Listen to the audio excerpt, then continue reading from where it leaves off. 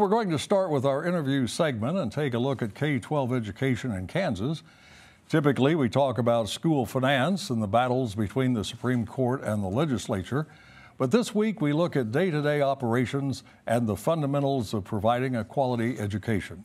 And joining me for that is Dr. Randy Watson, the Kansas Commissioner of Education.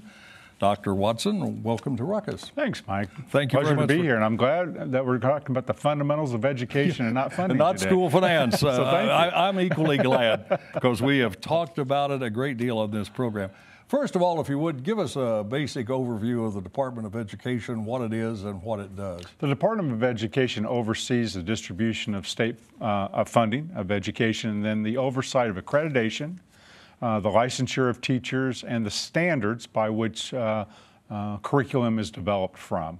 The elected State Board of Education, so that the department is the working agency that works for the State Board of Education. That's a 10-member elected board, and they have general oversight given by the Kansas Constitution to them to oversee all matters of education except funding.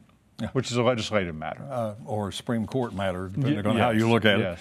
So elected officials essentially set the policies, and you make certain those policies are implemented as best as possible. That is correct. Okay, you've been involved in something that does sound quite interesting and intriguing. It's called the Kansas Can School Redesign Program. Are you redesigning education in Kansas? We are. You know, Mike, we've only in Kansas, and this is true for most states, 2 models of education since we were a territory in Kansas. So when you think about that, there was the one-room schoolhouse. Those were on every section of land, small, grades 1 through 8, one teacher, very much a community-based school. When we closed those, tens of thousands of those in Kansas at the turn of the century, 1900s, we started to slowly close those in the 1920s and really finished that in the 1980s. We moved kids to town, and we created a second system. And that second system was created based upon age. So a 9-year-old, for example, would go to 3rd grade, and they would study a specific content, and they would do so for a specific period of time. I say the most common, when you think about school, freshmen would go to a class called freshman English, and the most common length of time in a Kansas school, they would study it for 52 minutes a day. So that age, time, content-based system is one that most of us grew up in and lived in, and we question that system as it relates to the needs of kids and the economy of Kansas today. And you're trying to make the training more individualized? Yes. We're actually trying to look at every student and every family and then trying to personalize that experience in school for that student and that family. Well, backing up to what you said before, I think I read in some of the literature about your department that we're educating children today like we did 100 years ago, a century ago. That's correct. And yet everything about the rest of the world has changed dramatically. You know, we like to say for most of the 19th and the 20th century, information was really expensive. You had to go to someone who was an expert or to a library, or maybe you're fortunate enough that your family could afford the Encyclopedia Britannica or a World Book. But information was expensive.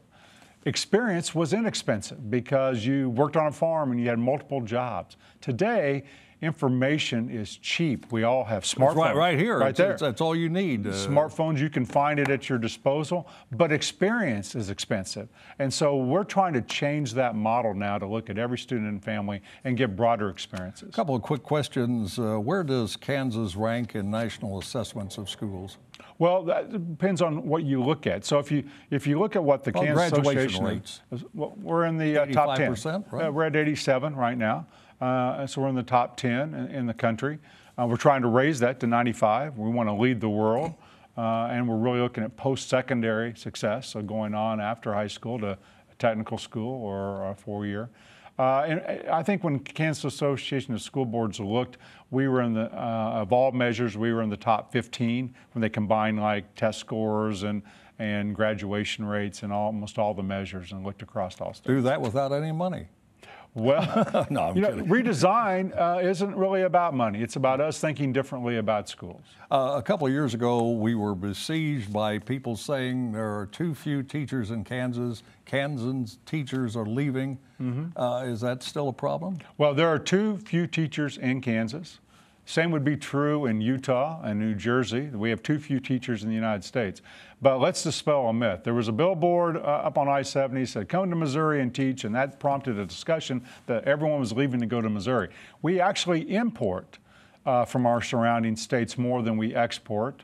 In some cases, a great deal more import. So we still need more people to want to become teachers. And Mike, I have an application later on. If you'd like to renew that Missouri license, we transfer that over to Kansas. You think so? You think I'm ready? There must be a website somewhere that has all this kind of information about the department. Yes, you can go to ksde.org, and there's everything you would need to know. Okay, leave the application and come back and see us some other time. All right? Thank you very much for coming in. Thank you.